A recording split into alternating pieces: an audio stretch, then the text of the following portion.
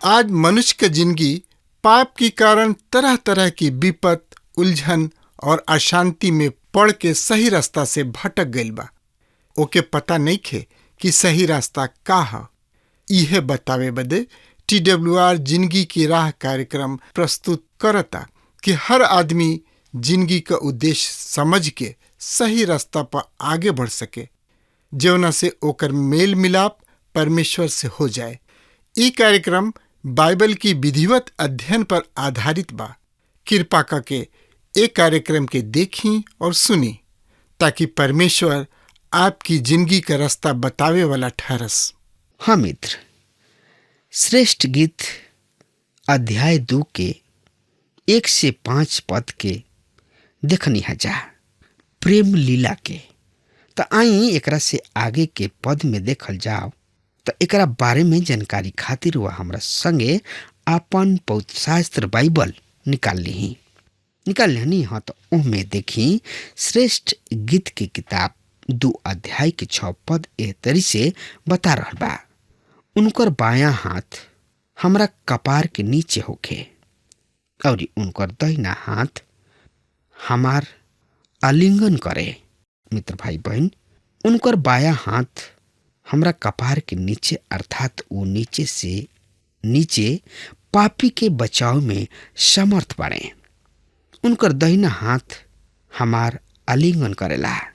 उहे हमनी के सब परीक्षा पर जीवंत बनावे में समर्थी हमें। मित्र, यही अध्याय के 7 पद एह तरी से बतावता, सुनि ध्यान से। हम ए पद के रुआ सामने पढ़ रहल बनी। हे यरूशलेम के पुत्री सब, चिकारी सब और मैदान के हिरनी सब के शपथ दिला के कहतानी, जब तक प्रेम खुद ना जाग उठे तब तक तू उनका के मत जगइहा और ना ही ओकरा के उकसइहा।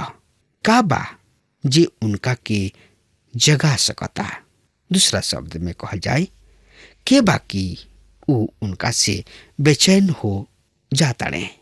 का बाऊ जोना से उनकर और हमार संगति में बाधा जल्दी आ खड़ा हो जाला? केवल हमार और राउर पाप ह। हमनी के पापमय जिंदगी शैली न केवल हमनी के उनका से संतुष्ट होखल पर्याप्त बा, वरन बहुते जरूरी बा उनका हमनी के जिंदगी से संतुष्ट होखल। आई अब यहाँ शुरू करी जा दूसरा गीत के। सुलेमान लंबा समय से यात्रा पर गोइल बने और कन्या उनकर बड़ा खुशी के साथ इंतजार कर रहल बड़ी।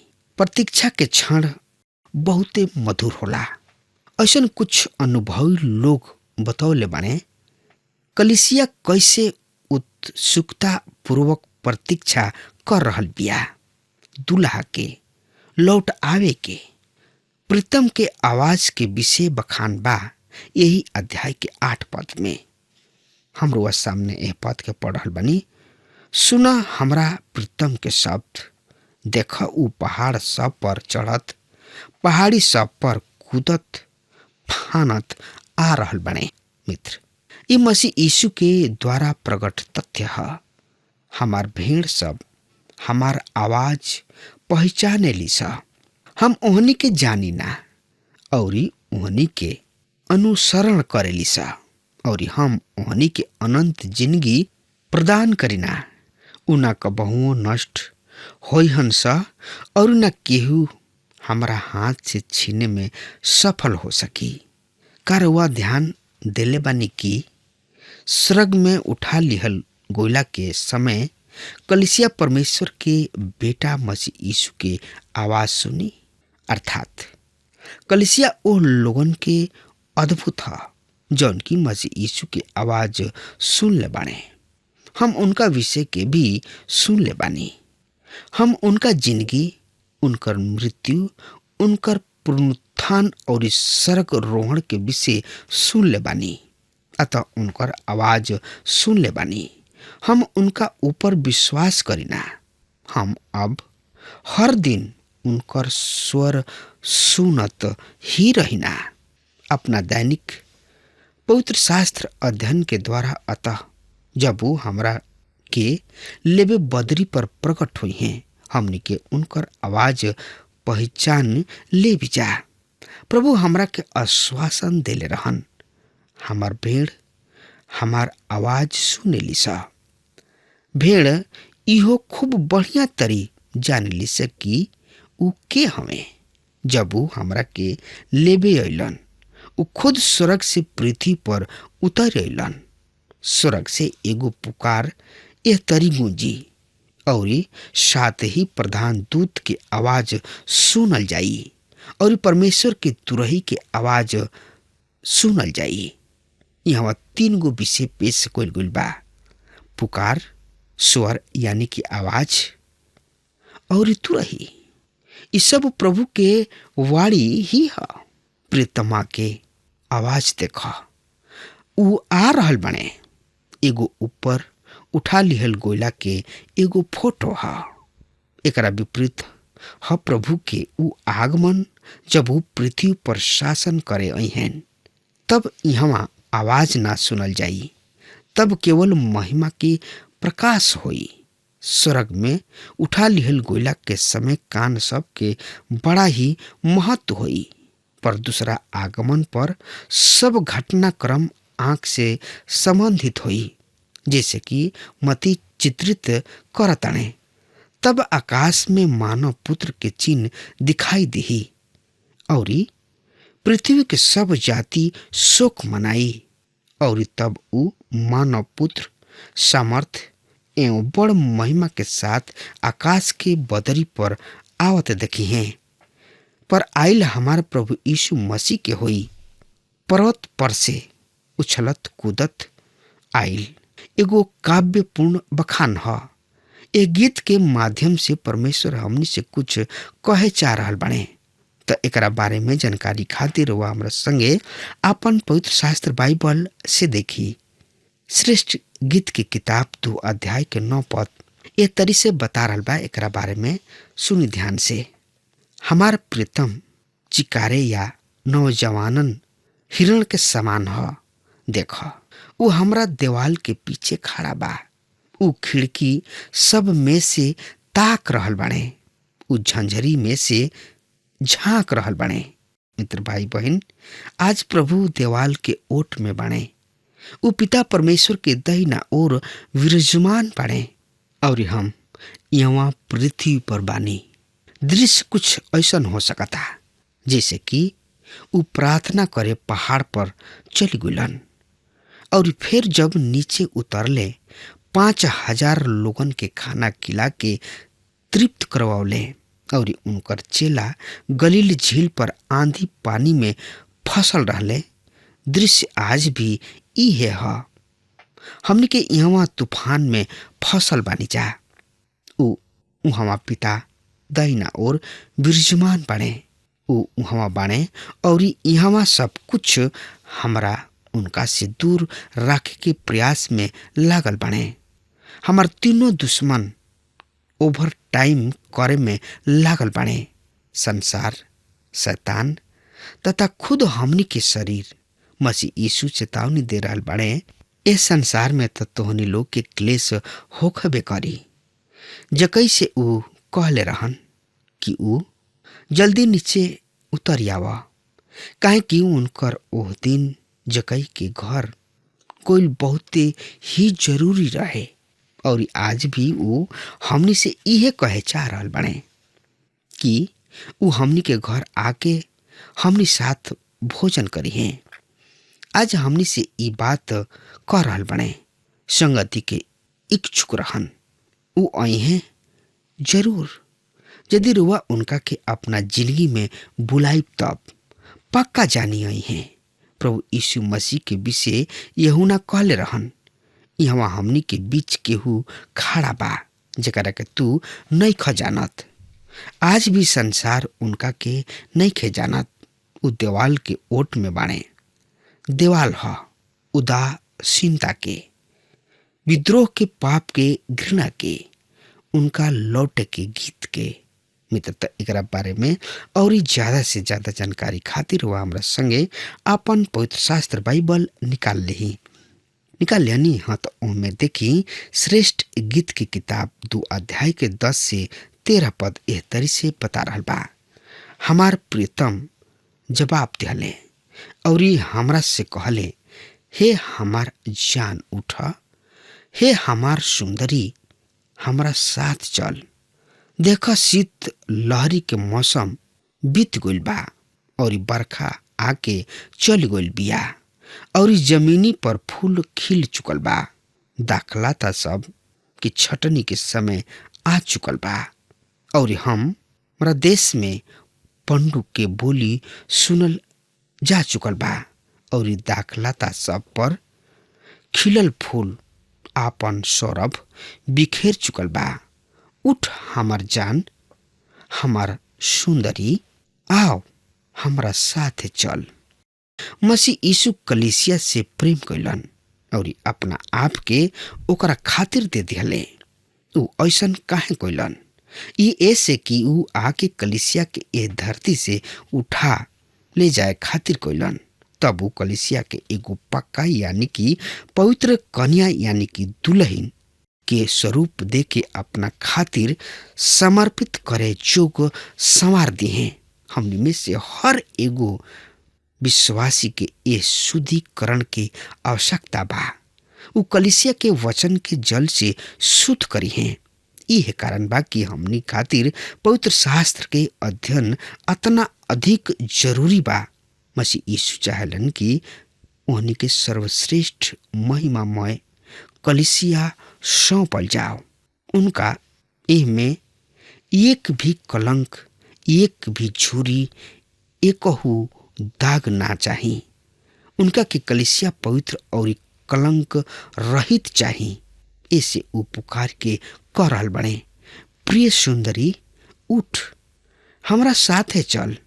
तब वो आगे कह रहल बने, शीत के मौसम बीत गइल, बरखा के समय भी खत्म हो गइल, कारा और कठिन समस्या चल रहल बा। ये तो मसीह यीशु के ही चेतावनी है। इस संसार में तोहार कष्ट होई, एकरा से रउआ भागे के नइखे। ये तो एगो लक्षण है कि रउआ मसीह यीशु के हई। पर जब वो ऐसन सब दुख कष्ट मुसीबत दूर हो जाई, वो आके तोहरा आंखी के लोर अपना हाथ से पोछी है। हर एगो टूटल दिल जोड़ल जाई, हर एगो घाव के मलहम पट्टी क दी है। उनका उपस्थिति में हर एगो दुख दूर हो जाई। शीत के समय बीत चुकल, बरखा भी खत्म हो चुकल, धरती पर फूल सब के खूबसूरती छा गइल बा। मसीह यीशु कलीसिया के ले जाई हैं। वो एगो बहुते मनोभावना और बहुते सुगर जगह होई जौना के हम बखान नहीं कर सकत। चाहे जतना एकरा बारे में बखान कर बहुते कम बा। नया यरूशलेम में जहाँ फूल सब के कतार लागल होई, चिड़ै चिरुंग के कुहुक के समय आ गइल बा।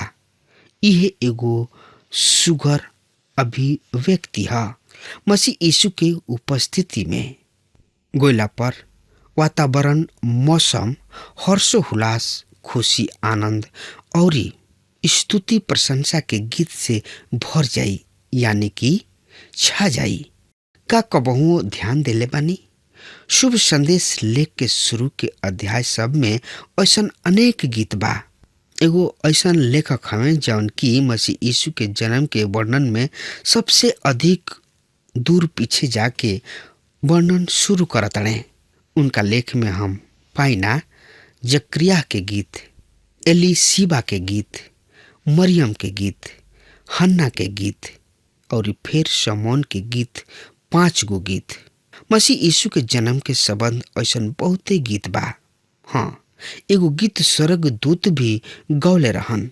और अब जब हमनी के प्रभु के उपस्थिति में पहुंचब जा तो हमनी के एगो नया गीत गाइब जा, काहे कि प्रभु हमनी खातिर एगो महान काम कैले बने। कुछ ऐसन कम सेवक बाणे जौन की बिल्कुल नइखन गा सकत, एकदम ना, पर ओहनी लोग खातिर भी आशा बा। उनका महिमित शरीर में ओहनी लोग के गावे के क्षमता प्राप्त हो जाई। यहाँ ऊ केवल परमेश्वर के ओर अपना दिल ही उठा सकेलन, आवाज ना। चिड़ै चुरुंग के कुहुक यानी कि चहचहाइल, खिलल फूलन के और सुंदर धरती हमन के प्रभु के महान उद्धार के आभार याद दिलावे के प्रयास करत रहेला। रोचक तथ्य ई बा कि जब चिड़ै चुरुंग खुल के चहचहाली सा, उहे समय होला पौधा सबके छटनी करे के। अधिक फल ले आवे खातिर फेड़ रूख के छाट काट कल जाला ताकि बहुते फल फेड़ ले आवो। और ऊ जवन गीत खूबसूरती खातिर चुनल छाटल जाला, इब्री लेखक सबके सामने मसीह यीशु दाखलता सबके छाटे के प्रतिक्रिया के उल्लेख कइल गइल रहे। हम इस समय ऐसन युग में रह रहल बानी जहाँ हमनी के छटनी कइल जाला, पर गायन के समय आ रहल बा। कपोत या पंडुक के आवाज। कपोत हमनी के उद्धार के प्रतीक ह। उद्धार जौन की पूरा हो चुकल बा, काहे कि दंड समाप्त हो चुकल बा, काहे कि मसीह यीशु ई दंड अपना ऊपर ले लिहलन। आज हम आजाद बानी, काहे कि पाप के दंड हमनी के बदले मसीह यीशु अपना ऊपर ले लिहले।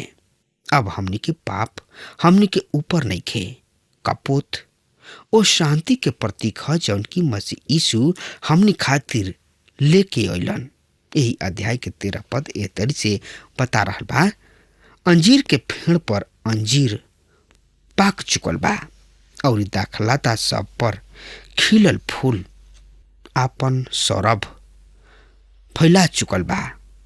उठ हमार जान कबूतरी, सुंदरी आओ हमरा साथ चल। अंजीर के कोपड़ और अंगूर के लत में फूल के आइल वसंत ऋतु के संकेत भइल करला।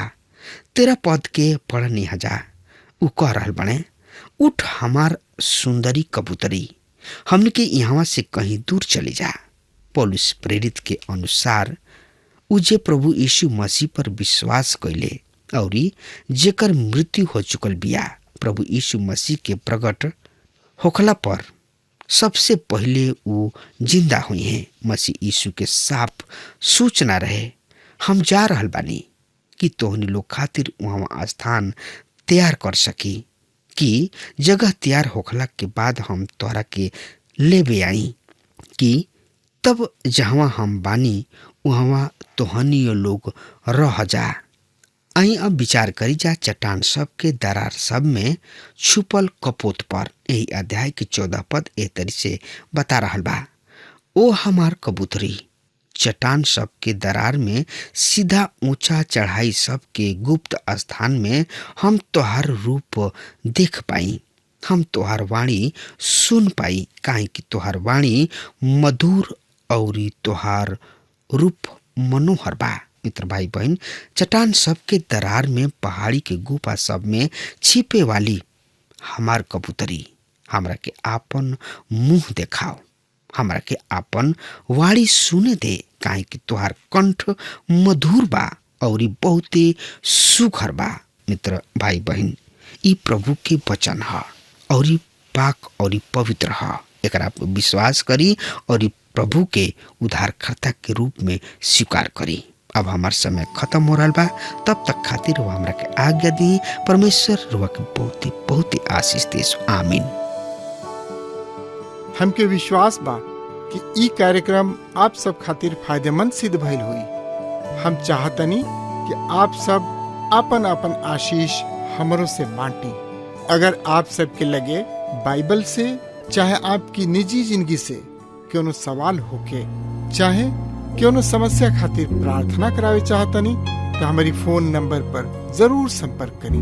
परमेश्वर आप सबके बहुत आशीष प्रदान करें और आज का दिन आप खातिर सुखद बनावे।